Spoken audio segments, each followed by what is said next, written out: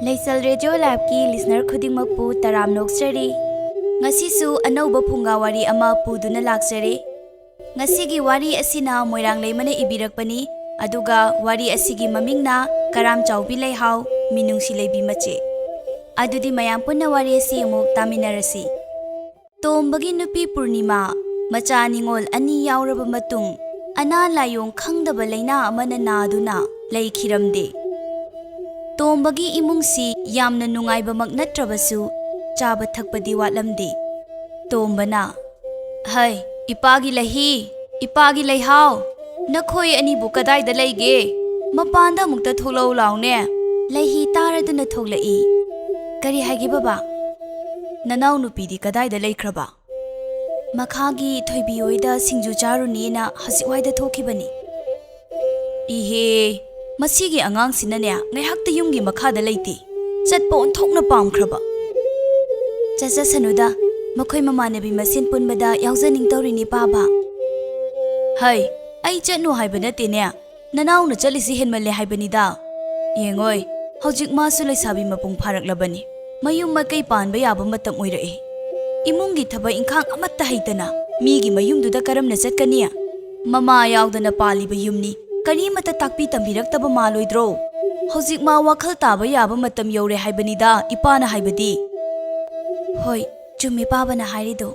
yengoi imungi thabak khuding nangna loina tawduna leire nangna sunanaw ani sudena mabu ke thokna imungi thabak amatta yawhanda thammi aduna hojikti imungi thaba ingkhang amatta haitrese hayeng migi mayumda sak thongba haiti hairuradi aine ingai singi mamangda chopa nangadoribani ko chumi baba se ai ngasidai ne yumgi thabak se mangonda khara tambi ba haurage ipana sohaige phare phare nang suna thau tawjaruro ipa suna ingkholda ngai haksang lukhige somda Leihaudi mamanabi singa pullaga lekai gi wari ngangnari thoibina noi wari matarabo kai wari no aise ho awang lekai gi ta chawbado nupi ama chele e tharona koi numita ngarang ne ngarang Leihao na amuk nupi du masak kamai tawge ai yongnaga phajabraba kai dei no he yengba yade kuchu du sune puran maitan amubaga chapane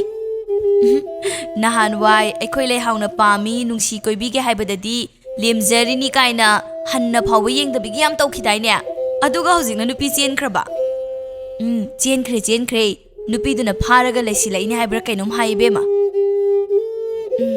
masak phajabi aina nungsi pami haibadadi yakhidi masak khara phajena pongthok chawthokiba aduga ngasidi kai sare tharona Leihao nang mangonda leihaudabana su phaida thoibina mung mating pangsilai yam phai ta chawbudo masak phaje haijaba khaktani maral dine kaisu leiba minate mapa haira leiba sunate yam wana leibani da moi mungdo nangi na sakhu phajaduga lairaba imungda leiragane awaba kaya mayokna du sharu nang leihaudaba yam phakre as yare he noisu singju chabasu loire noisu hanaru aisu yumda hallageba numit kaloi taki dore bema phare law thongal phau thindok pige na khoeni ashumna mayum da hanakre numidangi matamni Leihi sak thongduna leiri phunga manakta tombasu mai yaina phaksaduna lei tanja aduna Leihao prap changlaklaga mapagi manakta phamtharai tombana hai kaidori isuksu idia kokse chikli tawi baba aduini yumgi makhada ngai hakta leiti nungsa marakta koi chatchalurabani na nakok tu chikpa tabani as akhoi baba sidi ba aina bu isasi nungaiti hek hairuradine adum chatpasida hairadawni hai chumbu chumdrane ina hairise nupi macha moibagi nachigi mateng pangdana imungi thaba ingkhang sida yaushindana tawminagi di haidene na ho hayengda yaurage ipana ngangli base nangi tungi fana bani chaton hoemne baba aishu khange ba Leihina changloi charorsi baba hoi charorsi thiramo hai chaton nachigi mateng pangsilu chu chalu hoi ashumna matam khara su haujin khre Leihaudi nungaiba yamna pami magi haibabu keba langba kumhayarau amata sithaba yadi mache Leihidi mayamgi mateng pangba yamna pamjarami magi ngamjaba kharadi adumak pangjai nungthilgi matamni Leihao amadi Leihisu sanabul amamam paiduna ꯈꯨꯜꯒꯤ ꯄꯨꯈ꯭ꯔꯤ ꯑꯆꯧꯕꯗ ꯏꯁꯤꯡ ꯁꯣꯛꯄ ꯊꯣꯛꯂꯛꯏ꯫ ꯃꯆꯤꯟ ꯃꯅꯥꯎꯅ ꯆꯠꯈꯤꯕꯗꯨ ꯌꯦꯡꯂꯒ ꯂꯩꯀꯥꯏꯒꯤ ꯃꯧ ꯅꯍꯥ ꯈꯔ ꯋꯥꯔꯤ ꯁꯥꯅꯍꯧꯏ꯫ ꯃꯧ ꯑꯃꯅ ꯇꯥ ꯇꯣꯝꯕꯁꯦ ꯃꯔꯥꯏꯕꯛ ꯑꯣꯟꯊꯣꯛꯅ ꯐꯈ꯭ꯔꯦ꯫ ꯊꯛꯁꯤ ꯈꯥꯁꯤ ꯅꯨꯄꯤ ꯃꯆꯥ ꯑꯃ ꯑꯣꯏꯕꯒꯤ ꯆꯠꯅ ꯀꯥꯡꯂꯣꯟ ꯁꯨꯅ ꯍꯦꯛ ꯇꯝꯕꯤ꯫ ꯊꯕꯛ ꯁꯨꯕꯗꯁꯨ ꯆꯤꯜꯍꯥꯎ ꯊꯤꯗꯦꯗꯣ꯫ ꯑꯁ ꯇꯥ ꯇꯣꯝꯕꯒꯨꯝꯕ ꯅꯨꯄꯥ ꯑꯣꯏꯔꯝꯃꯗꯤꯅꯦ ꯑꯩꯈꯣꯏꯁꯨ ꯅꯣꯡꯃꯒꯤ ꯆꯔꯥ 2 ꯁꯨꯅ ꯆꯥꯕꯗ ꯋꯥꯔꯤꯕꯁꯤ ꯋꯥꯔꯝꯂꯣꯏꯗꯕꯅꯤ꯫ ꯈꯪꯗ꯭ꯔꯦ, ꯒ꯭ꯌꯥꯟ ꯇꯥꯅꯕ ꯐꯅ ꯍꯥꯏꯔꯁꯨꯅꯦ ꯃꯤꯅꯕꯨ ꯇꯥꯔꯔꯣꯏ ꯈꯟꯅ ꯇꯥꯈꯤꯗ꯭ꯔꯗꯤ ꯋꯥ ꯃꯥꯡꯂ ꯇꯣꯛꯑꯦꯗꯨꯅꯤ꯫ ꯍꯧꯖꯤꯛꯇꯤꯅꯦ ꯑꯩ ꯀꯔꯤꯝ ꯍꯦꯛ ꯉꯥꯡꯖꯗ꯭ꯔꯦ꯫ ꯃꯧ ꯑꯃꯅ ꯑꯃꯨꯛ ꯃꯥꯅꯤ ꯏꯆꯦ ꯄꯨꯔꯅꯤꯃꯥꯗꯨꯇꯪꯒ ꯂꯩꯖꯔꯝꯃꯗꯤ ꯀꯌꯥ ꯅꯨꯡꯉꯥꯏꯔꯝꯒꯅꯤ꯫ ꯑꯩꯗꯤ ꯃꯥꯒꯤ ꯃꯆꯥ ꯑꯍꯜ ꯂꯩꯍꯤꯁꯦ ꯑꯣꯟꯊꯣꯛꯅ ꯅꯨꯡꯁꯤꯖꯩ꯫ ꯑꯋꯥ ꯑꯅꯥ ꯇꯥꯔꯕ ꯃꯤꯁꯤꯡꯗꯅꯦ ꯃꯥꯒꯤ ꯑꯉꯝꯕ ꯃꯇꯦꯡ ꯄꯥꯡꯕꯤ꯫ ꯃꯥ ꯐꯪꯖꯕ ꯅꯨꯄꯥꯗꯨꯗꯤ ꯑꯣꯟꯊꯣꯛꯅ ꯃꯔꯥꯏꯕꯛ ꯐꯈ꯭ꯔꯅꯤꯗ꯫ ꯏꯃꯨꯡꯗꯣ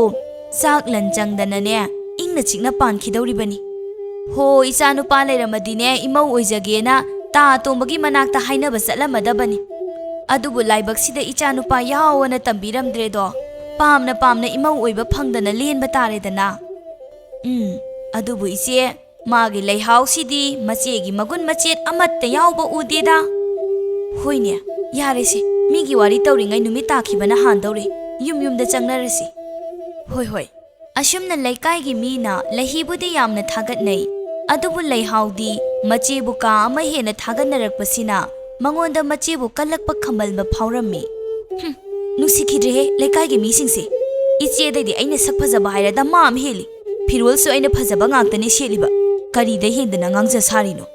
ꯑꯁꯨꯝꯅ ꯃꯇꯝ ꯈꯔ ꯑꯃꯨꯛ ꯍꯧꯖꯤꯟꯈ꯭ꯔꯦ꯫ ꯇꯣꯝꯕ ꯃꯆꯥ ꯅꯤꯡꯉꯣꯜ ꯄꯣꯛꯂꯨꯕ ꯑꯣꯏꯕꯅ ꯃꯌꯨꯝꯗ ꯑꯗꯨꯝ ꯊꯝꯒꯦ ꯍꯥꯏꯕꯗꯤ ꯌꯥꯔꯛꯇ꯭ꯔꯦ꯫ ꯂꯩꯍꯤ ꯑꯃꯗꯤ ꯂꯩꯍꯥꯎꯁꯨ ꯃꯌꯨꯝ ꯃꯀꯩ ꯄꯥꯟꯕ ꯌꯥꯕꯒꯤ ꯃꯇꯝ ꯑꯣꯏꯔꯛꯂꯦ꯫ ꯃꯆꯥ ꯑꯍꯜ ꯂꯩꯍꯤꯕꯨ ꯃꯃꯧ ꯑꯣꯏꯖꯒꯦ ꯍꯥꯏꯅ ꯃꯈꯣꯏ ꯈꯨꯜ ꯃꯇꯣꯟꯗ ꯂꯩꯕ ꯂꯧꯃꯤ ꯑꯣꯏꯕ ꯏꯇꯣꯝꯆꯥꯒꯤ ꯃꯆꯥ ꯉꯝꯈꯩꯒꯤ ꯃꯃꯧ ꯑꯣꯏꯖꯔꯒꯦ ꯍꯥꯏꯗꯨꯅ ꯍꯥꯏꯅꯕ ꯂꯥꯛꯂꯦ꯫ ꯏꯇꯣꯝꯆꯥꯅ ꯇꯥ ꯇꯣꯝꯕ, ꯑꯉꯥꯡ ꯑꯅꯤꯁꯨ ꯃꯁꯥ ꯌꯥꯅꯖꯕ ꯑꯣꯏꯕꯅ ꯂꯨꯍꯣꯡꯕꯁꯤ ꯈꯔ ꯊꯨꯅ ꯍꯣꯡꯕ ꯄꯥꯝꯃꯤ꯫ ꯇꯥꯗꯅ ꯀꯔꯤ ꯈꯟꯕꯤꯔꯤꯕ ꯍꯥꯏꯕꯗꯨꯃꯇꯪ ꯅꯅꯥꯎꯁꯨ ꯇꯥꯖꯅꯤꯡꯉꯤꯗꯣ꯫ ꯏꯇꯣꯝꯆꯥ, ꯀꯔꯤꯁꯨ ꯑꯀꯥꯏꯕ ꯂꯩꯇꯦ꯫ ꯃꯈꯣꯏ ꯃꯁꯦꯟꯁꯨ ꯌꯥꯅꯖꯕꯅꯤꯅ ꯑꯗꯨꯝ ꯊꯨꯅ ꯍꯣꯡꯕꯁꯤꯗ ꯑꯩꯒꯤꯁꯨ ꯑꯌꯦꯠꯄ ꯂꯩꯇꯦ꯫ ꯐꯔꯦꯗ ꯇꯥꯗ, ꯑꯗꯨꯗꯤ ꯃꯇꯝ ꯂꯦꯞꯅꯕ ꯇꯧꯔꯁꯤ꯫ ꯍꯣꯏ, ꯇꯥꯗ ꯑꯝꯇ ꯈꯨꯔꯨꯝꯖꯒꯦ꯫ ꯌꯥꯔꯦ꯫ ꯐꯔꯦ ꯇꯥꯗ, ꯑꯗꯨꯗꯤ ꯑꯩꯈꯣꯏꯁꯨ ꯑꯃꯨꯛ ꯌꯧꯅꯕ ꯇꯧꯖꯔꯒꯦ꯫ ꯑꯩ ꯁ꯭ꯋꯥꯏꯗ ꯑꯗꯨꯝ ꯂꯩꯍꯧꯔꯦꯀꯣ ꯏꯇꯣꯝꯆꯥ꯫ ꯑꯁꯨꯝꯅ ꯍꯟꯅꯈ꯭ꯔꯦ꯫ ꯇꯣꯝꯕ ꯏꯃꯨꯡꯗ ꯆꯪꯂꯛꯏ꯫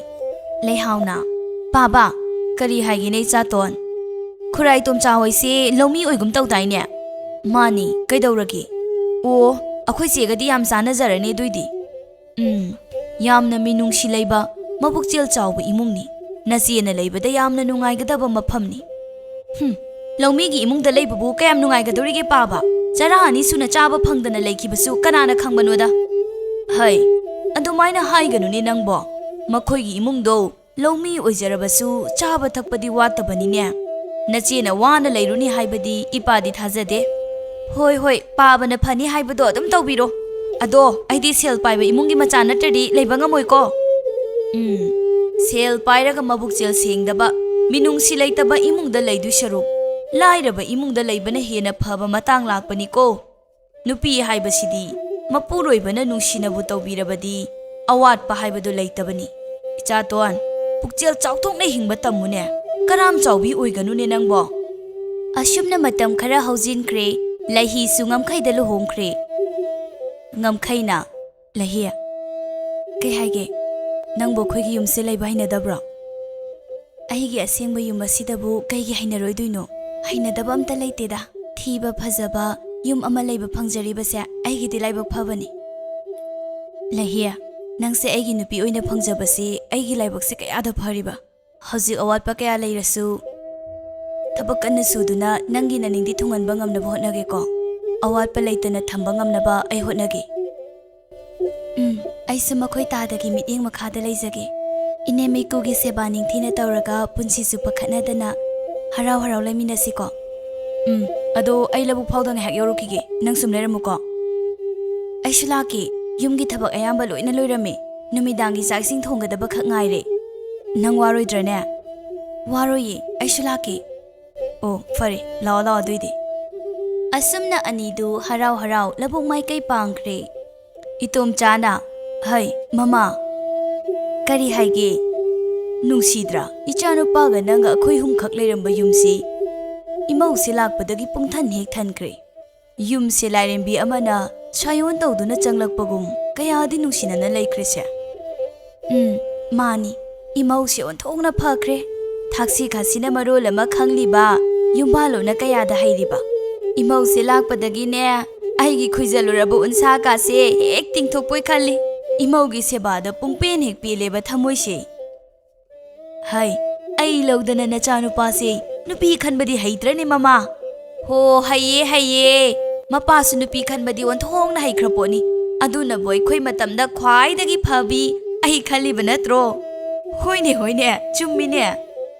ani do wari nungai basaraga mangolda phamduna nokli asumna matam khara so haujinkri Leihao gi damak thoibi hoina sel paiba nupa ma sinbiduna Leihao su luhongkhre Leihao na lai si su khangba jani isi ne karamba nupada mayum paningba aina karamba nupada yum paningi ga haibase aini hek pamjabe imungda thungan birese as korino aigi ka sina tawramisina nati thabak su bisingdubu aigi ka sibo mata tasilam rajalo isai sairaga leiremni tanja aduda thabak su bi leikham changai Leihao leikham ubada lawaida hekta laktharai hai leikhama kaino nangna aigi ka si lusilam hairaga Hazik pawbo loisilam dabidi icai raga leiramisibo Ichebe ma ai loidi loisinjaram labani loisin bairo icai raga leiramisibo aina loisin ba loiraba matung tadana muk changhibani kasida ma thokrabadi nang loisin ba kaidauge loisin jarage ichebe ma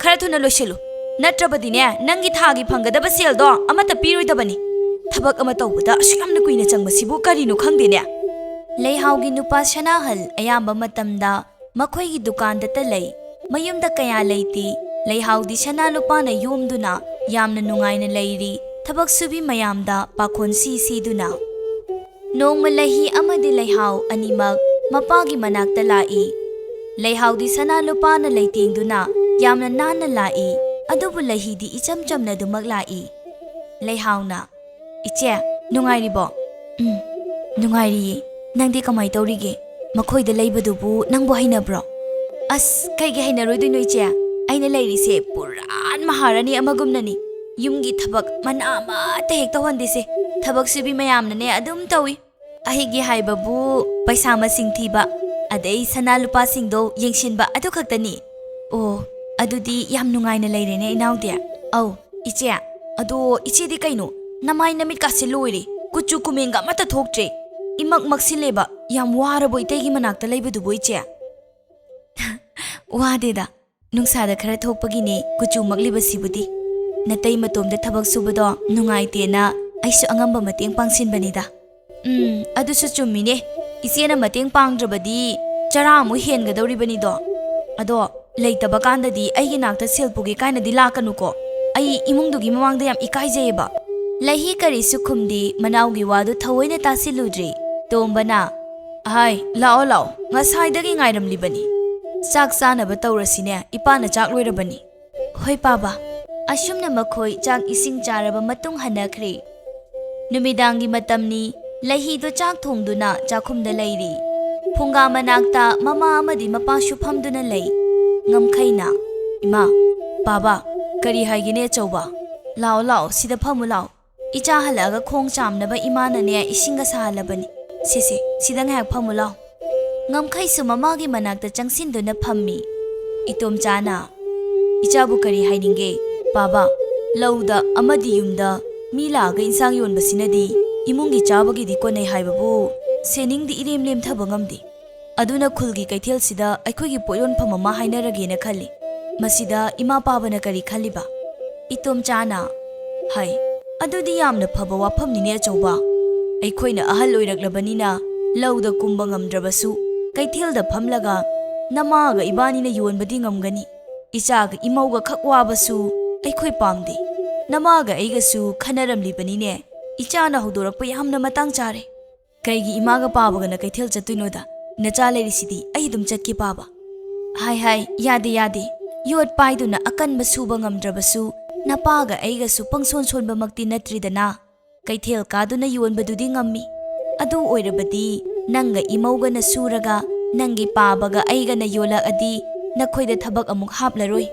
Lauda matam sangna leiba ngamlaklani. Aduna mahai marongsu hena tholakadoribani ne Chhaoba. Hoi ma, amabu oire ai hayeng kaithel chaduna hainaruragi. Itom chana. Ima uibema, nahangna kari khaliba wafamsida. Baba, aigidi karisu khanba leijadeda. Imaga pabagana sifani haibado adum yazari. Phare adudi Chhaoba, hayengdagi natrabasu hayengi mathangdagi kanaba hainaroko. Hoi baba, ai phanaba silagi. Dada, chaksu loiri, khongkhut hamdokpiro, chakse saringaida punna chahaurasi. Hoi, thiba hauro, ai faloisilagi. Me mana, asese, ising asabani, masina hek samthouro na khongna khutto. Asumna numidang dumashu adumal hauzinkhre, ngamkhaina kaithel chattuna makhoigi phampham matek ama piyo hainarure. Kaithel senariba singduna su harau ngamkhaigi mapham pibirai. Nongan badai itomcha amadi mema anina kaithel kaduna ngamkhai amadi Leihi na heglakpa insang singdu yonba haure. Atek anau singsidi mina loina pamnai ngamkhai hoigi mana masing khutakta heklaga yonba ngakta oibana mi ayamba makhoidagi loina leirame. Ngasi pukhatkiba mana masing loina sitli konadaba numitsu adumak yawi. Aduba nongmata lemaga halakpa numit yawde thabak tawbada mapachumba haigadra. Mapuna chanbiba haigadra ngamkhai hoigi imung sel khara lemba horaklami. Somdana Leihao masamana thadoklaga chak chanabani haiduna chakhumda chaglakpani. Ibe leina. Hai Leihao, karino nangna tawrakliba sibo? Kaidawrage ima? Nangna changlaisi karamba kano nangna sana khangdabro? Chakhumni kaino? Aduga na samthadoaga kanana chakhumda changlage? Ha! Imung sibu ahal laman pandaba imung oina urabraba? Nama napaduna takpi tambiraktabrane hey karamba saja chatkani karamba wangangangani khangdabro nang. Ima soikre mathangda thadokjararoi. Iruzaba loibada ngaibaduda samse kangdrina thadokpani. Kai thukja saina tawja sarino. Lairaba pidat padat pa imungi machanabu kayam jugo chanige. Leihao manimna nganglibadu tai adubu karisu khumda tumin magi chak chafam thokpa charaga makhut hamlaga changkhre. Mana ka changlakpada sanahal hiptuna leirami. Leihao na tabro kaino nongan badai chatkhraga numidangda halai aduga nongmata ega wari sadabi adum tumbiki masibu kaigino kari wari bu sanadorige karino aisibu nangi nupi natrabro mani adu kaidorage nangna pamjaba sanalupa yum loina leire kaino thabak subi thamaga thabai inkhang amata yahondre masidabu nangi kari walige wa yam ngalakano eng hakta tumge yam ware Leihao wa kanna haijaba ngamda tumin leikhi phana nungaiba imungda leijarabasu montek mompak amonbada hiptuna magi awatpa leitana leijarabasu mapuroibagi minungshi phangdana karamna momonokpa ngamgani yum panba nauringaidadi kaishu khalamdabani adubu Leihao haujikti mapuroibagi minungshi pamlaklami nongmanini amasu haujinkre ngamkhaigi imungdi hena nungai khalai sanahal dukanda matha shana phamli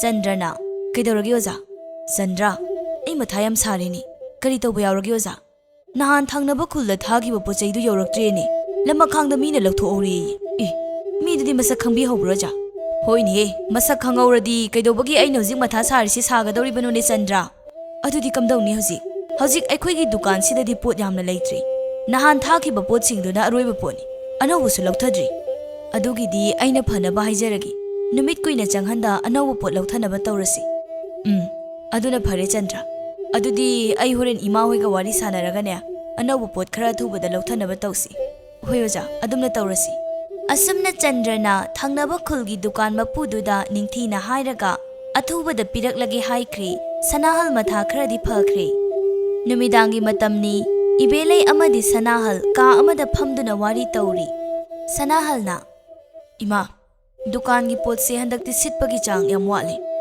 aduga thangnaba khulgi dukan amana higik loba adusu hairaga ngasai thokiba thodok singdu tammi ibeleina adudi ekhoigi pot lawkiba midu ekhoi khangba mina loba soidan oiramgani masak khangdaba mina dilama khangda karisu lawthokningai leitina ekhoigi maramda ningthina khangba mina loba soidan oigani adubu masakti khangau dreima aduna hairuba sungamdri pharese Leiriba sana mayam sinane dukangi poto lauthanaba tausi.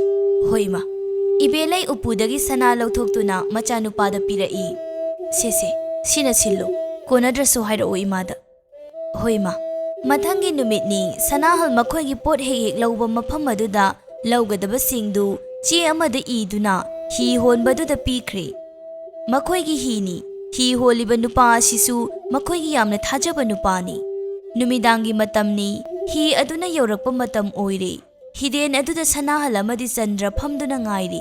Chandrana kari tawba yawrajano ja hojik phawba yoraktini. Nahan khaigi yorakpa matamdi oirese. Aisu khangdre Chandra pungmam mamkhrini mai kai marima.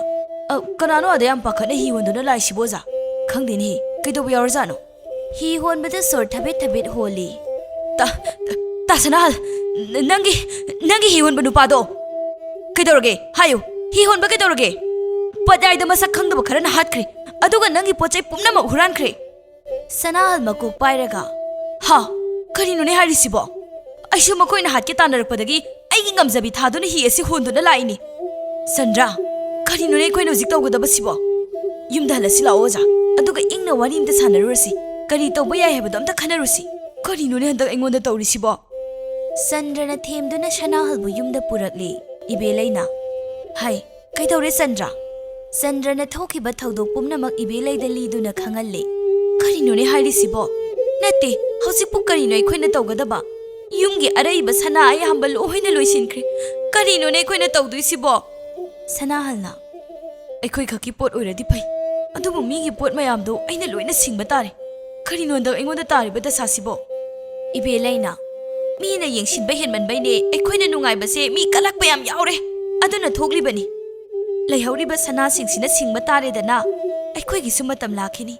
Isa sidi karigi maning hani ima lairi sidi. Ibelai hoigi imung napal yamna chawi migi awabu ude sel paire haiduna mangak yamna haigatli. Aina ngamme haina chatladi aingondagi angamba amasu lai haibasi khangdaba kangbuni. Ibelai Leihaugi manakta lai Leihau phamungda hiptuna leirammi. Bema Leihau hojik phamungda nungaini hiptuna leiba matam oidre. Imung sida tariba thoiba thodok singse karimata khangzinada leibana kanaroine. Karai nangonda pikhiba sanalupa pumba pithoro hojik migi singadaba yam yami mirem nangonda sanalupa thambagi matam natrabani hojik. Leihau pumna maktarabani masada siramba amadi mangonda leijaba pumba pirai. Ibelaina yingningdabana fet haidoktuna chatki. Ahingni haibaga khangdagai Ibelai Sanahal amadi Chandra punna pochai mangkhiba mapu singduda sel thinba chatli. Makhoina hojik puriba sel duna singba konadre. Makhoigi leijariba lau ingkhol dukal pumnamak yonba tarami. Yumda halaklaga Leihauda tainei. Ibelaina nang sana pamda sel khara hayudana hojik migi singba konadriba sibu nangbu udabro. Ima paba khaktani yumda leiridu ibung ipwa leidana makhoidagi lawgani haibasu nate. Aibu kanadagi sel lawduino iche phangi lawmidani mayum paliba. Ibelai Leihaugi mamaida khupangna thajeli. Khangbra is machin gasu khumba saine chilakpa matamda mateng laitaba imungdudi hingubagi kari kanarige. Nangbu sida aikoina thanglaklibase mirem ama thakpaga chap manai arembadane cheng chang manghalibani chatkhro yum sida leibiranu wo yengningdre na sakato amata. Karinu imana haibiridubo aise yum sigi mau natrabro ima kanagi mau nangdi minai amana hele mama leiba awaba taraba matam sida mateng laitaba nangbu miro. Karinu imana haibiridubo adamna haibiganu leibak miyam khangna luhongduna lawbiriba aibu yum sigi mi natabrane. Hai chinthakta wayam na khombakanu nang aigi imau nate nangdi ne yum sigi minai ne minai. Leihau machin khumge tawi adubu nang haude Sanahal changhaktuna Leihau bu amuk phuba haurai. Karisu laitaba nangumana aigi imada nachin khumana tiklo ha nangna namai asuk yamna ikaiba khangrisibu kaigino aigi nungsiba minungshi yam pamdaine nang yam pamdaine ha chalo napamda chalo lawruchu napamdagi hairaga mangak sampaiduna chinglaga mapanda laktana inthurai. Se aigi minungshi ne chatkhor chalo nasakto amugana ulakano. Ibelaina karaidagi thoibi haiduna hek sinjalaktana imungse kang khong saire kari nungi lawrubano hek yawi. Hai sana thongdo lonchilu. Sanahal thongdo lonchili Leihao chensilaktuna thongdo hango haidana kapchari. Sanal thong hangduna thoglaaga thongal tamna chinglaga amuk inthurami. Leihao na fana kanna haijarabasu mama machana takhidri. Leihao upai leita amambaduda mayumda lai. Thong thilai tombasu tumjiba oibana thongdu tapna hangdorai. Kari nui chato nangna tawrai sibo. Leihao kaptuna wari pumbaliri. Adubu hongnabra. Leitrabadi kari tawraga amuk hangatpa yai haibadi khandraga. Makhoina ichada phuraga kari kanaba phangba. Phari law. Ipa icha yumsida leirasi. Makhoigi manakta ichagi mafam leitrabasu. Ipagi naksida ichasingi mafam chawna leirine. Law, kapkanu. Ichana kappa pakchadi. Baba na nongma haikibado. Mapuroibagi minungshi phangdaba nupidi. Kaithaunungda nungaiba phangde haibado. Matamdada aina ichebu noknakibado. Chainahasi phangdringaidadi karisu khalamde. Adubu ai yamna ningamaktre baba. Ichebu aina kayada anthana yengluba. Ai ngasidi ichegi mangde yamna ikaire. Hey, angaubi. Karige adumaina khalibano. Nachena karisu khalamoine. Lao thengkhre matamsi. Mina uraga phajade. Tombana thembiduna Leihao ge imungda changminakhre. Leihao de ahing chupa kaptuna lei. Nong hek nganbaga tombana chattuna leihida paw pumnamak tamduna khanghale. Baba, aiga chatminarasi. Phi amta hongdawrakhige. Hoi. Itom chana. Tada, haishu haibani. Ibelei hoigi imungdo aisu kaya hainadeko. Makhoigi napaldo mi amatana yadabani. Napalduna bo hojik marai chaitharaklibani. Me mana mani tada. Isa Leihao do yumda sum thambiroda. Amuk hana tharuranu ko. Tombana thararoi. Aiga leirage. Aduna phare da tada. Baba loire chatlasi. Ima baba ai ngakta chalukhige nganna halake. Hoi. Phajana thembiramuko nanawdo. Hoi ima baba chalasi. Tombaga Leihiga punna mayumda lai. Leihao machebu ubada hena pukning nungsikre. Leihao macheda konduna kappi. Iche ai hamlankre. Ichebu aina karimnaruba noknaruba do nangasidi nanausu chainam phangle iche. Karigi dumaina hairino. Iche karisu khandese. Kapkanu. Nangna kapase iche yam nungaite. Toose. Iche nupi oibi singna mayum palaga nungaina lei hainaribase. Mapuroibagi minungshi phangjaraga leibado oiramle. Minungshi machet amata phangdana nungaiba phangde haibase ai ngasidi khange. Hoisi kapkanu iche nungaiteba. Thauna phabi oigadabani. Karigi kaplibano akhangkan bini inaudi kapkanu. Iche ai hausi kari tawgadabano gyan tadre. Iche leirisidi iche na phanaba singani. Pabaga phajana layu kapkanu. Iche hayeng amuk laki nataiga ngasigide hallage. Pababu wahange khanganu ko kapkanu. Hoi iche. Baba ai ngasigide chatlage. Hayeng na yanu paga punna amuk laklage. Hoi chalo. Numidangi matamni itom chamme mangamkhai amadi Leihi sakhumda punna lei. Leihi na tapna ima baba ai kariguma wa khara haijage. Hayune kari hainingi no imauna. Aikhoi Leihao do yumda karisu tawduna sum leiradi ma wakhal leina nakhibasu yai. Aduna kaithilda magisu phigi dukal ama phamalage. Masagi sel thoknaba lambi amadi sinbiba pami ima.